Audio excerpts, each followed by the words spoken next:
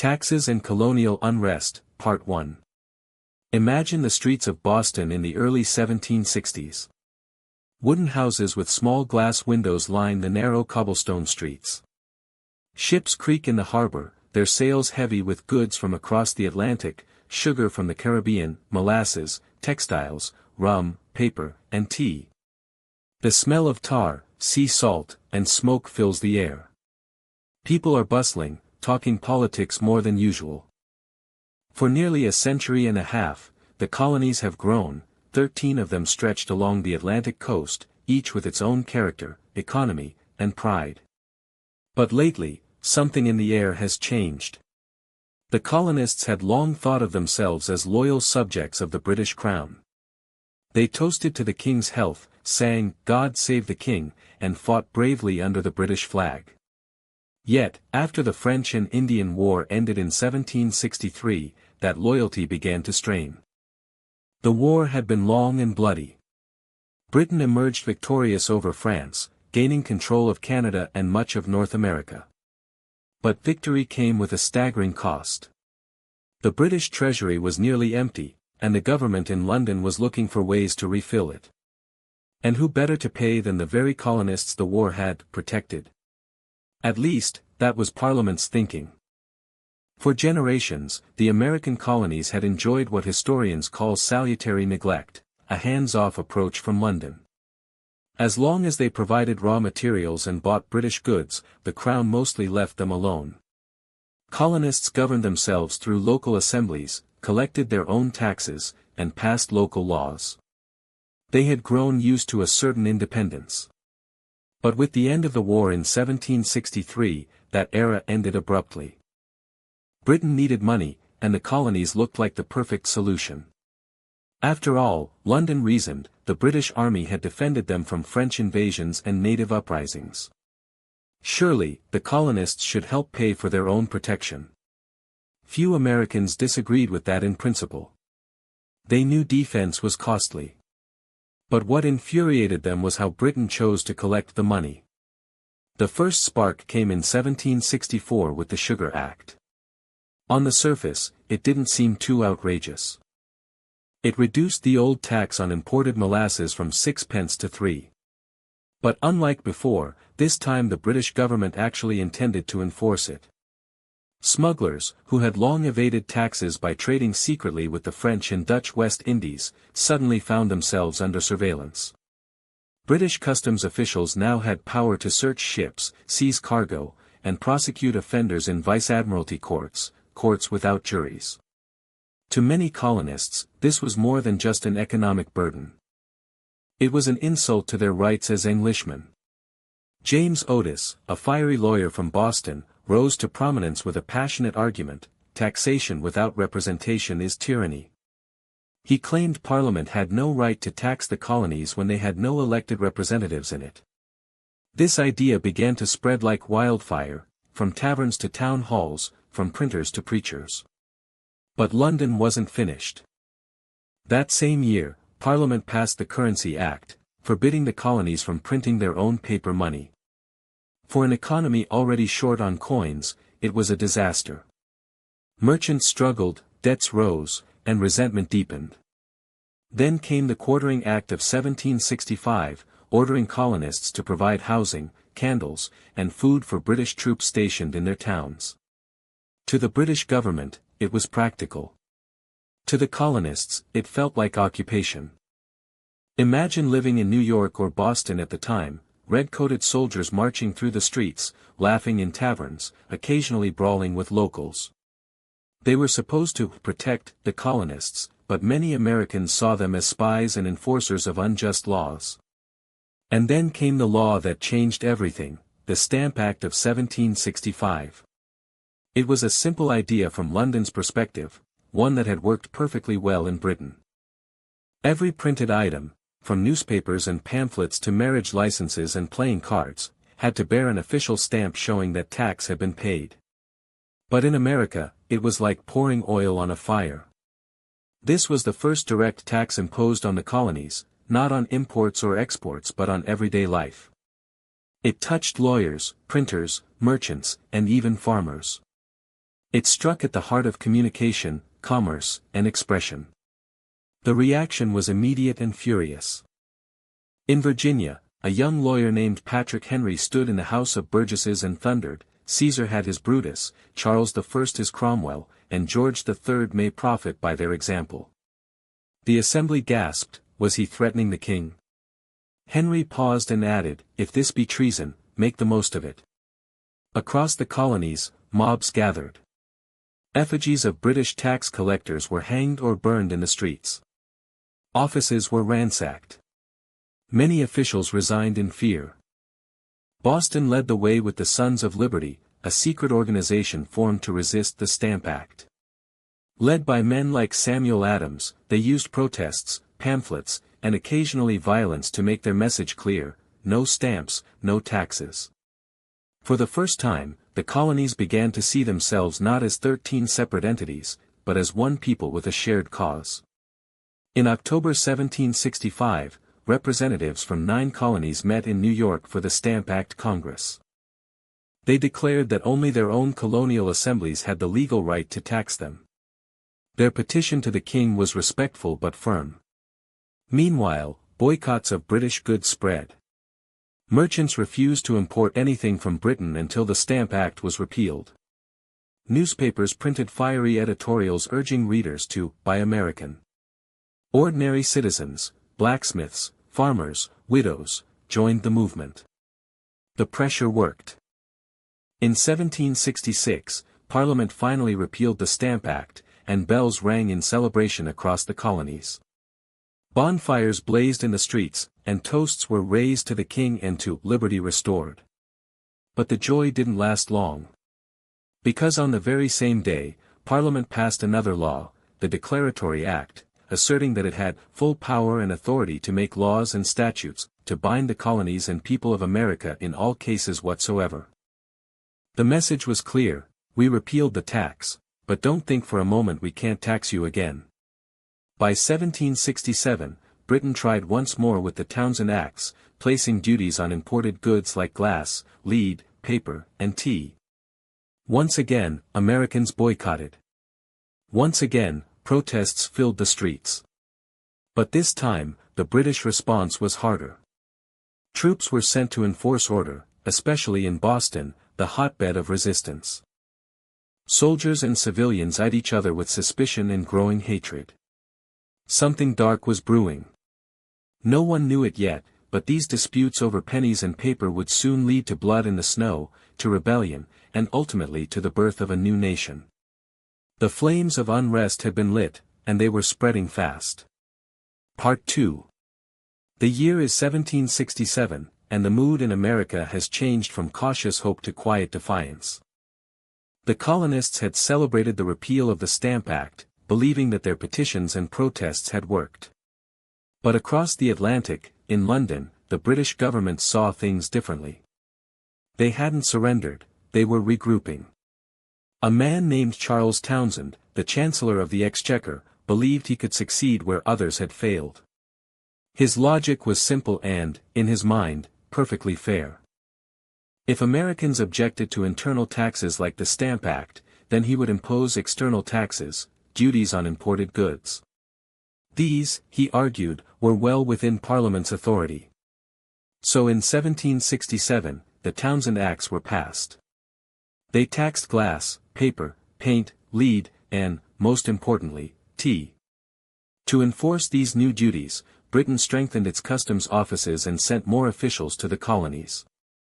But Townshend had made a fatal mistake. He underestimated how deeply the colonists had come to distrust Parliament itself. From the busy ports of Boston and New York to the plantations of Virginia and the backwoods of the Carolinas, a cry echoed louder than ever. No taxation without representation. To the British, it was nonsense. Parliament, they argued, represented all British subjects everywhere, whether or not they voted. But to the Americans, that sounded absurd. How could a group of men sitting 3,000 miles away, men who had never seen a Boston street or a Virginia tobacco field, possibly understand their needs? It wasn't just about money anymore. It was about principle, rights, and freedom. Newspapers printed essays and pamphlets condemning the Townshend Acts. Among the most powerful voices was John Dickinson, a lawyer from Pennsylvania, who wrote Letters from a Farmer in Pennsylvania. His words spread through the colonies like wildfire. If once we admit that Parliament may tax us, they will make use of that power to our ruin. Everywhere, people began to boycott British goods. Housewives refused to buy fine china or imported tea. Merchants tore up contracts with British exporters. Even tailors began to make American homespun cloth, a badge of patriotism that everyone could wear. And while the boycotts were largely peaceful, tension simmered beneath the surface. Nowhere was that tension stronger than in Boston. Boston was more than just a city, it was a symbol. A bustling port filled with ships, taverns, and ideas. It was home to fiery men like Samuel Adams, who saw British taxes as part of a larger plan to enslave America.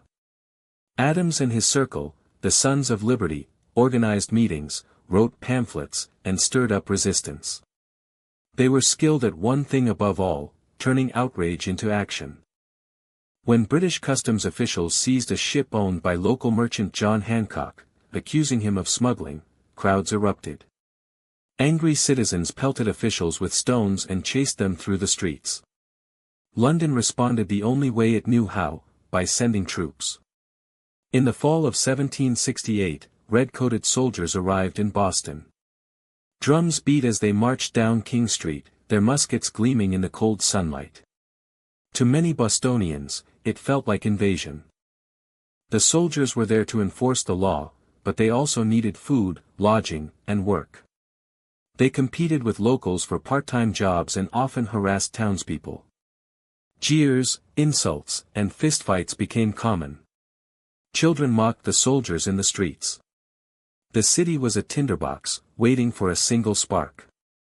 That spark came on a freezing March night. Snow had fallen earlier in the day, turning the cobblestones slick and gray. A crowd gathered near the custom house, where a lone British sentry stood guard. Boys began to throw snowballs and chunks of ice. Lobsterbacks, they shouted, a cruel nickname for the soldiers in red. The sentry called for help. Soon, Captain Thomas Preston arrived with a squad of soldiers. The crowd swelled to hundreds. Bells rang in the night, some said it was a fire alarm, others that it was the call to arms. The shouting grew louder. No one knows who gave the order. A musket fired. Then another. In the chaos that followed, 5 colonists lay dead or dying in the snow. Among them was a man named Crispus Attucks, a sailor of African and native descent, often remembered as the first man to die for American liberty. The streets went silent. The snow was stained red. By morning, word had spread across Boston, and within days, across all the colonies. The Boston Massacre, the newspapers cried. Engravings by Paul Revere showed soldiers firing deliberately into an innocent crowd, an image more symbolic than accurate, but powerfully effective. The trial that followed was remarkable. 2 of the soldiers were found guilty of manslaughter, but most were acquitted. Their defense lawyer, John Adams, argued that even hated soldiers deserved a fair trial. His courage in that courtroom would later define the American belief in justice under law. Still, the damage was done. To many colonists, the event proved what they had feared all along, that Britain was willing to spill blood to keep them in line. After the massacre, both sides stepped back, just slightly, from the edge. The British repealed most of the Townshend duties, except one, the tax on tea. It seemed small, almost symbolic. But it was a symbol that would soon ignite a revolution. For a few years, things quieted down. Trade resumed. British goods returned to the shelves. Some colonists hoped the worst was over. But beneath the surface, resentment still burned. Committees of correspondence formed across the colonies, organized by men like Samuel Adams and Thomas Jefferson. These groups shared news, coordinated protests, and kept alive the idea that the colonies must stand together. The bond among them grew stronger each year. Letters from Boston found their way to Charleston. News from Philadelphia reached Virginia. The colonies were becoming something they had never been before, connected. Then, in 1773, Parliament made a decision that would undo all that fragile peace. Britain's great trading company, the East India Company, was in trouble. Years of mismanagement and corruption had left it drowning in unsold tea. So Parliament decided to help. The Tea Act of 1773 allowed the company to sell tea directly to the colonies, cheaper even than smuggled Dutch tea, but still taxed under the old Townshend duty. To London, it was a clever win-win. To the colonists, it was a trap. They saw the cheap tea as a trick, a way to get Americans to accept the tax by making the tea irresistible. The Sons of Liberty warned, "Don't be fooled by the low price. If you drink it, you surrender your freedom." Across the colonies, ships carrying East India Company tea met resistance. In Philadelphia and New York, they were turned away. In Charleston, the tea rotted in storage. But in Boston, Governor Thomas Hutchinson refused to back down. The ships would unload their cargo, or else. The stage was set for one of the most iconic nights in American history. It was cold on the evening of December 16, 1773. Thousands of Bostonians crowded near the Old South Meeting House, their breath misting in the air as they debated what to do. The British ships Dartmouth, Eleanor, and Beaver sat in the harbor, their holds full of taxed tea. As the debate dragged on, a shout came from the gallery. "This meeting can do nothing more to save the country." That was the signal. A group of men, many of them members of the Sons of Liberty, slipped out of the meeting house. Some wore feathers and blankets to disguise themselves as Mohawk Indians. They marched down to Griffin's Wharf. The crowd parted. The men boarded the ship silently, armed only with axes. For 3 hours, they worked methodically, smashing open chests and dumping the tea into the freezing harbor. The dark water turned brown with leaves. The smell of tea hung in the air. Not a single crate of other cargo was touched. Not a drop of blood was spilled. By morning, the news had spread. The world would remember it as the Boston Tea Party, a bold, symbolic act of defiance. When word reached London, Parliament was outraged. The King himself, George III, demanded punishment. Soon, a new set of laws would be passed, so harsh the colonists would call them the Intolerable Acts. The era of protest was ending. The era of revolution was about to begin. Part 3. The winter of 1774 in Boston was colder than usual. But it wasn't the snow or the wind that chilled the city, it was fear. After the Boston Tea Party, everyone knew the British government would strike back. The only question was how hard. That answer came in the spring. When the news arrived from London, it hit the colonies like a thunderclap. Parliament had passed a new series of laws, 4 of them, aimed squarely at Boston and Massachusetts. The British called them the Coercive Acts. But in America, they became infamous as the Intolerable Acts. To the British, it was justice. To the colonists, it was tyranny, plain and simple. The first blow came with the Boston Port Act. On June 1, 1774, the port of Boston, the lifeblood of the city, was closed. No ship could enter or leave until the colonists paid for every pound of tea they had dumped into the harbor. Instantly, the city fell silent. The docks were empty. Merchants went bankrupt. Fishermen had no work. The smell of rotting tea still lingered, but now it mixed with the smell of despair. The second law, the Massachusetts Government Act, struck even deeper. It dissolved the colony's charter, ending nearly 150 years of self-government. Town meetings were now forbidden without permission, and the king would appoint officials instead of letting colonists elect them. To men like Samuel Adams and John Hancock, it was nothing less than dictatorship. Then came the Administration of Justice Act, which allowed royal officials accused of crimes, even murder, to be tried back in Britain, away from colonial juries. Bostonians called it the Murder Act. To them, it meant British soldiers could kill Americans and escape justice. Finally, the Quartering Act was revived and expanded. Colonists could now be forced to house soldiers even in their own homes.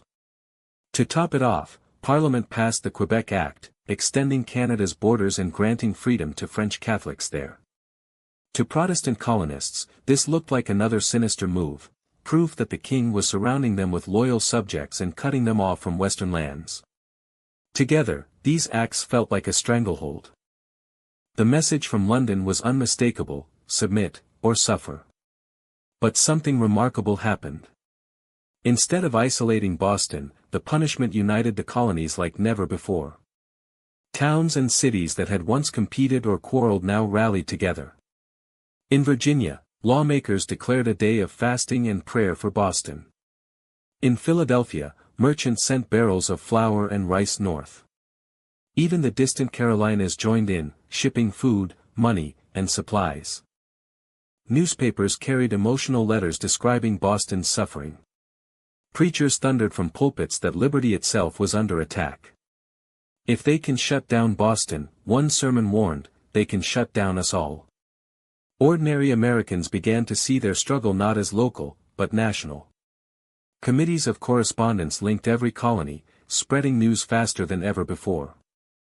And soon, these committees began discussing something bold, something that had never been done: a united colonial meeting to decide what to do next.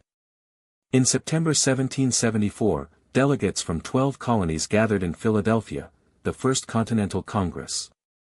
They came on horseback and by carriage, over rough roads and rivers, carrying letters of instruction from their home assemblies.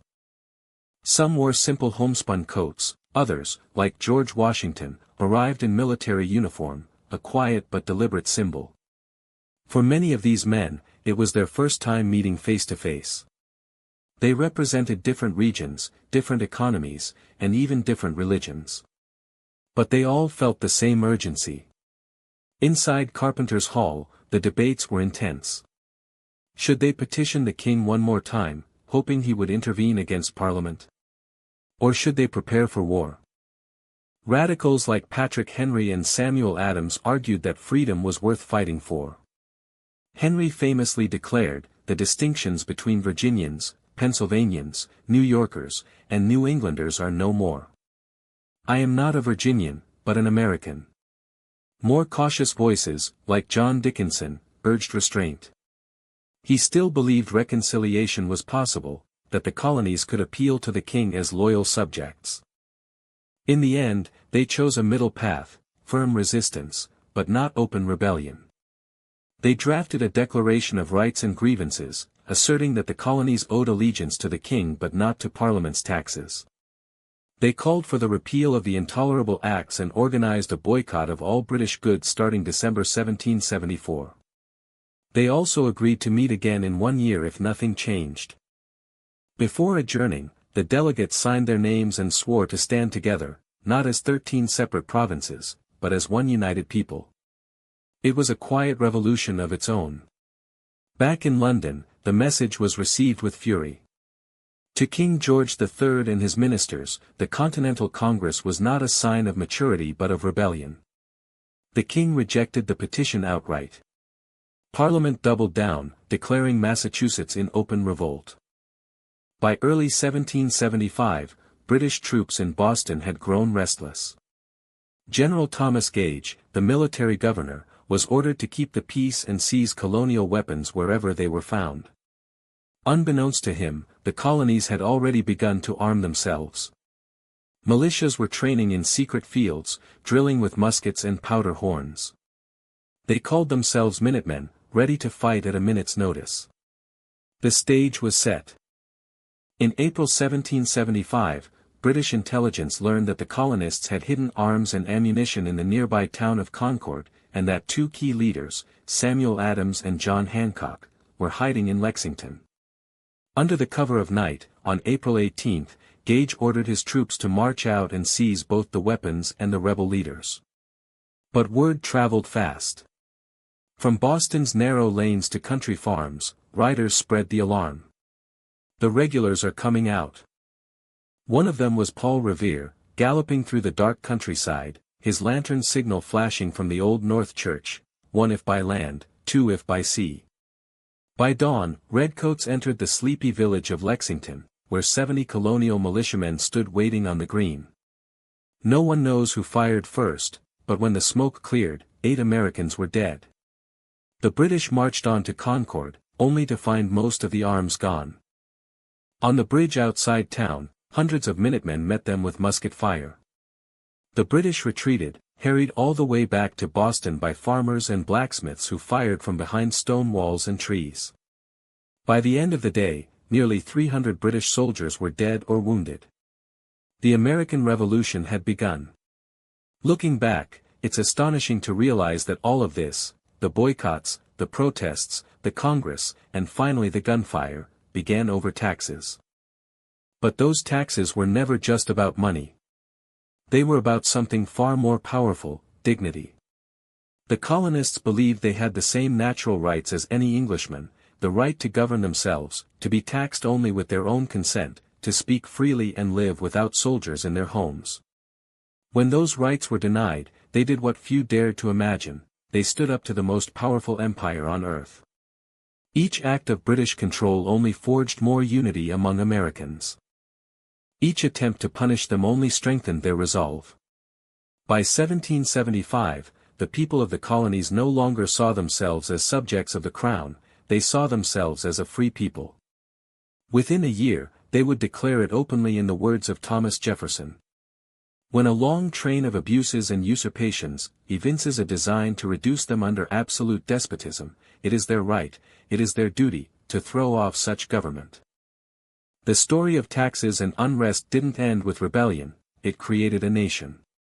The protests that began with the Sugar Act and the Stamp Act grew into the boldest experiment in human freedom the world had ever seen. From the tea-stained waters of Boston Harbor to the blood-soaked bridge at Concord, ordinary men and women had proven that liberty was worth any price. And though they could not yet know it, their struggle would give birth to a republic that would reshape the course of history. As one Boston newspaper wrote in 1774, "The sun of liberty is set, but we shall light candles of our own, which shall never be extinguished." Those candles still burn today, in the idea that freedom, once kindled, can never truly be silenced. The end. What are your thoughts on this topic? Let me know in the comments below. And of course, like and subscribe.